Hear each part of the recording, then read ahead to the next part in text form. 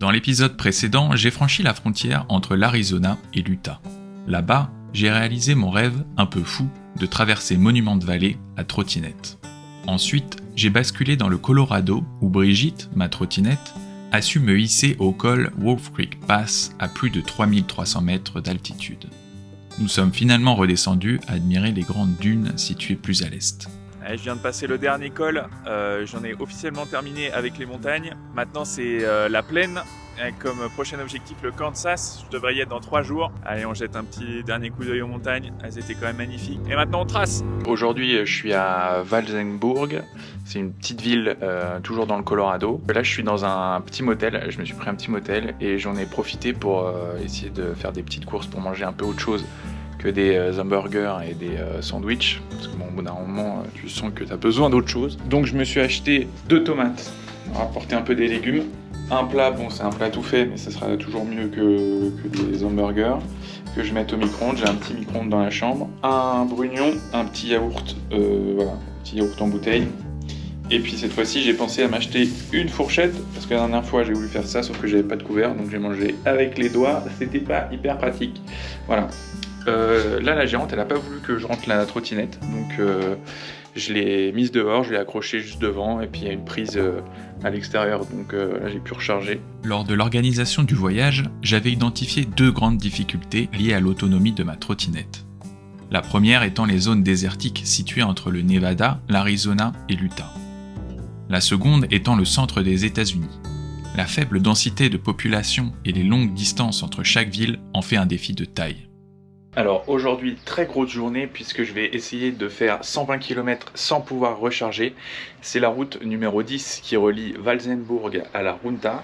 Donc je me suis renseigné, j'ai demandé à droite à gauche et il n'y a pas d'habitation, pas de bâtiment, même pas de station-service. L'autonomie de la trottinette, c'est théorique, c'est 100 km. Mon record, c'est 110.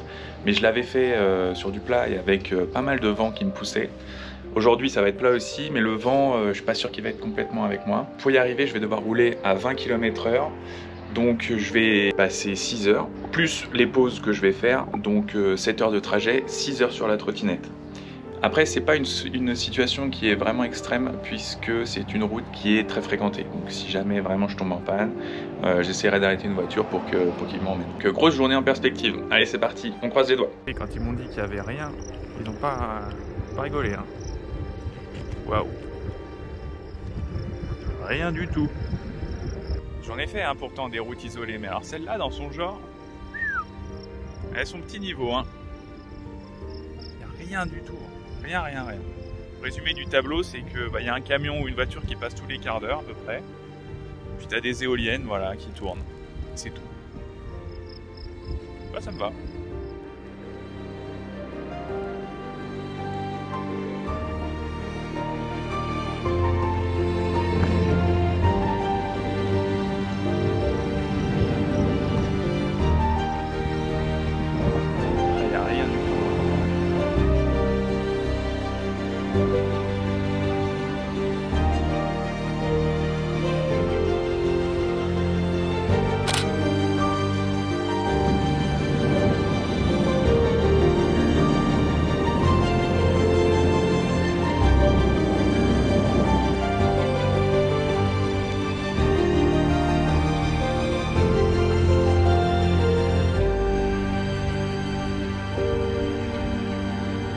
Ça fait 5 heures que j'y suis. Toujours rien en vue. Un petit peu long là quand même. Je suis bien arrivé à la Runta, donc comme prévu j'ai mis 7 heures. Je suis claqué là.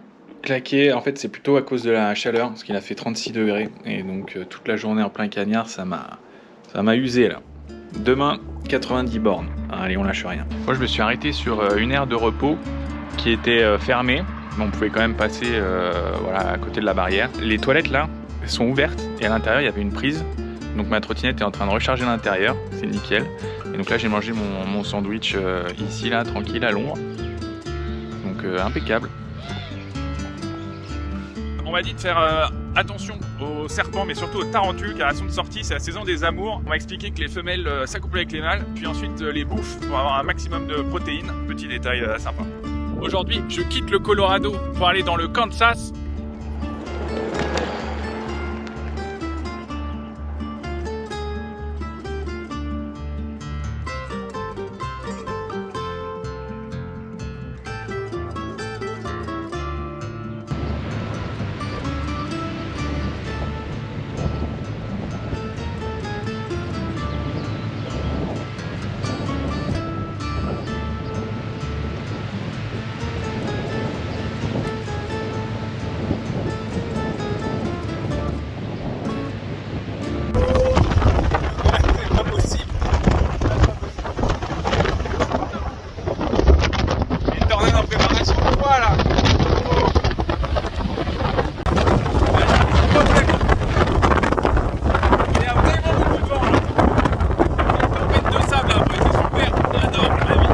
Après cet épisode vanté, et bien que réputé pour ses tornades, le Kansas se révéla docile à mon égard. Une période bienvenue après les nombreuses difficultés traversées. Une routine s'installe. Désertées par les touristes, les petites villes, situées à bonne distance le long de la route 400, m'offrent systématiquement un gîte abordable.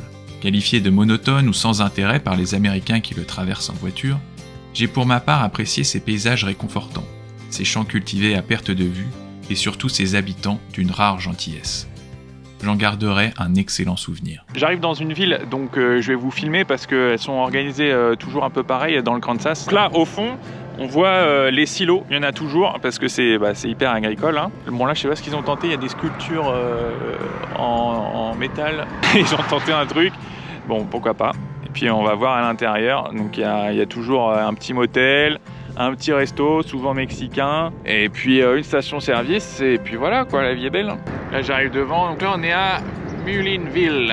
Les petites habitations comme d'hab hein, sur les côtés, des petits pavillons avec les petits jardins qui vont bien, le petit pick-up garé devant comme d'habitude. C'est d'ailleurs que du Ford, du GMC ou du Dodge, il n'y a rien d'autre. Parfois Chevrolet. Là il y a un café là à droite, on va y aller parce que j'ai pas mangé. On va essayer de se trouver un truc à manger.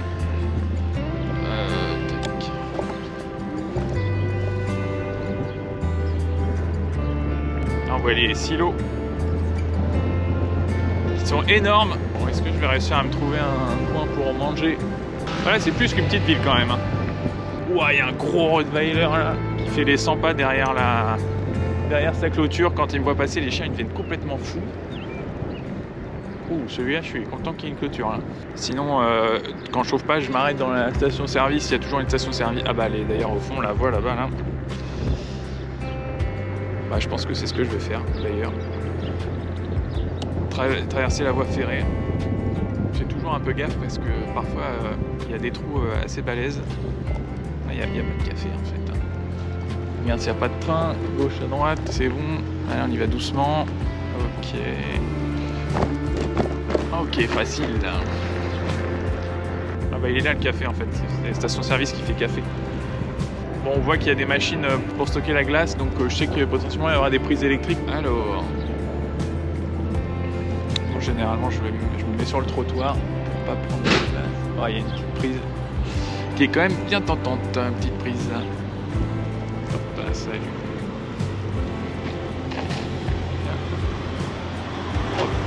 Derrière la machine à glace. Oh la petite prise, oh la petite prise. Je vais peut-être quand même m'y brancher dans le doute. Ouais.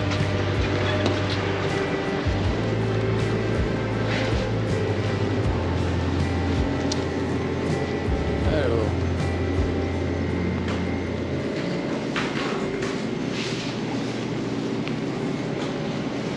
Ça va partir sur une pizza. Hein. Que sinon c'est sandwich froid, c'est pas ouf. Can I have two pizza please? I'm traveling on my electric scooter outside and I saw an outlet outside. Can I plug it just while I eat, just to charge a little bit? Should be fine. Leslie? Is it okay if you plug the scooter in for a second outside? What? Is it okay if you plug the scooter in for a second outside? Okay, thank you. Have a nice day. Get triple.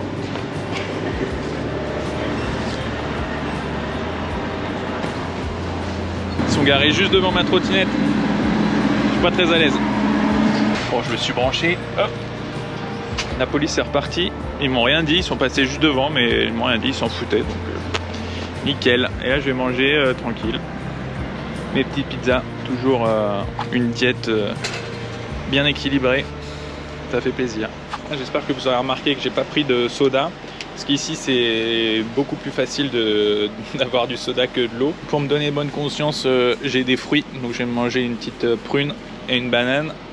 Et après c'est reparti. Ce qui est bien, c'est que le temps est en train de se dégager. Ce qui est moins bien, c'est que le vent s'est levé et qu'il est un peu face. Bon bah là j'ai rechargé une petite heure. Même quand j'ai des petits trajets, enfin de moins de 100 km, je recharge.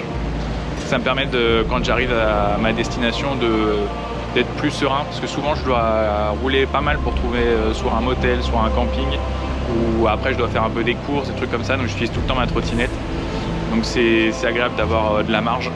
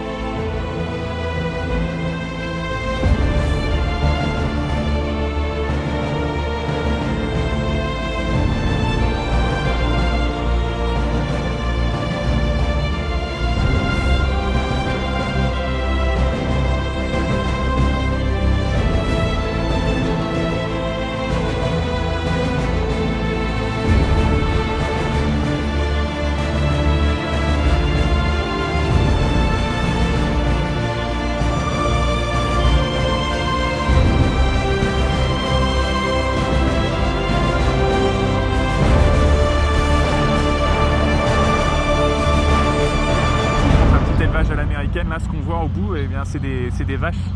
Je sais pas combien il y a de têtes, mais il y en a un paquet. Ça s'étend jusque là, ça reprend là. Tout ce qu'on voit en fond là, c'est des vaches. Et c'est pas le plus gros que j'ai vu, hein. Il y en a parfois, c'est vraiment à perte de vue. Et je peux vous dire que l'odeur, elle est hyper intense. La mission du jour, c'est de rejoindre la maison de Troy qui m'a proposé de m'héberger à Wichita. Et c'est d'y aller avant midi parce que vers midi 13h, il y a de la pluie de prévu et qui va durer toute l'après-midi. Donc il faut que je fasse 85 km qui me séparent de Wichita en une matinée.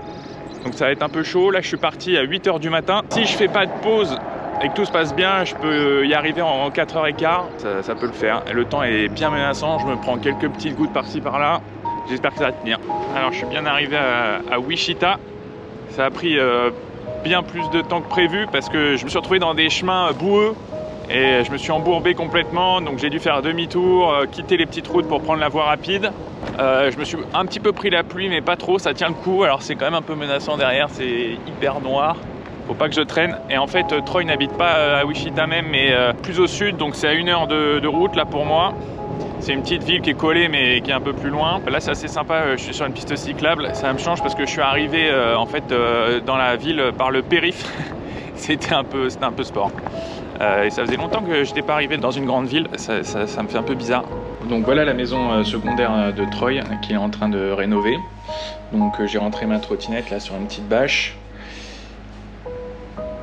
Et donc, il m'a proposé de dormir ici. Et il m'a donné les clés de la maison. Donc voilà, j'ai la maison pour moi tout seul.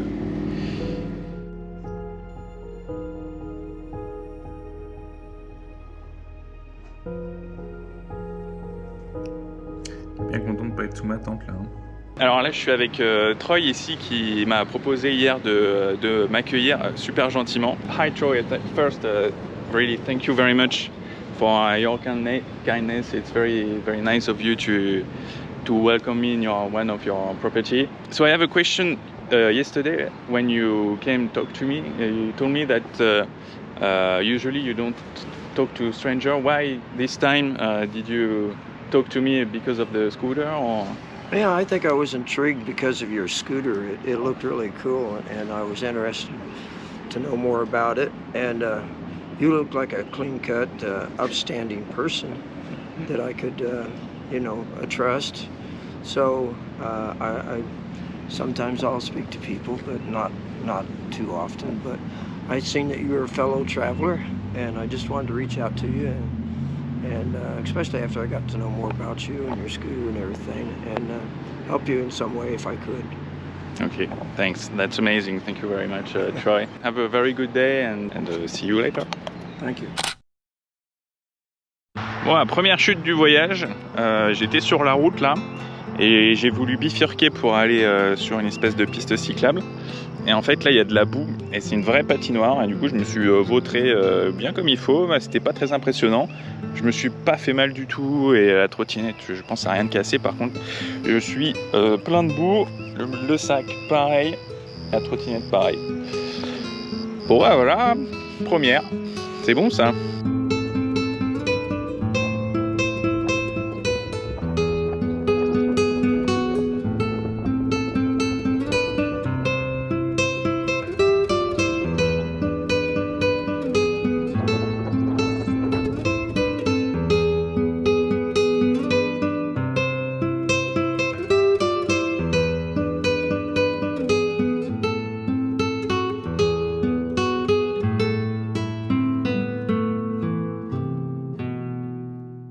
j'arrête pas de voir des tortues mortes et écrasées sur le bord de la route. Là, il y en a des dizaines et des dizaines.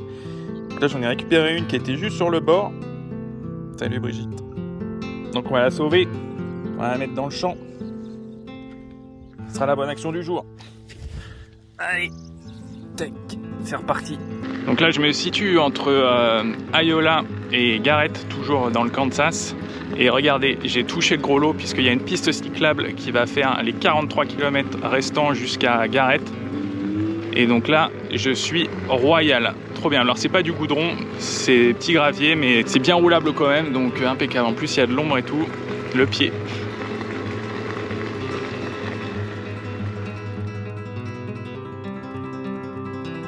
Si vous aimez mes vidéos, mettez un j'aime et un commentaire, ça permettra de booster la chaîne YouTube. Et n'oubliez pas de vous abonner pour ne pas louper la suite. Qu'est-ce que c'est que ce truc là? Il y a des sacrées pattes à l'avant là.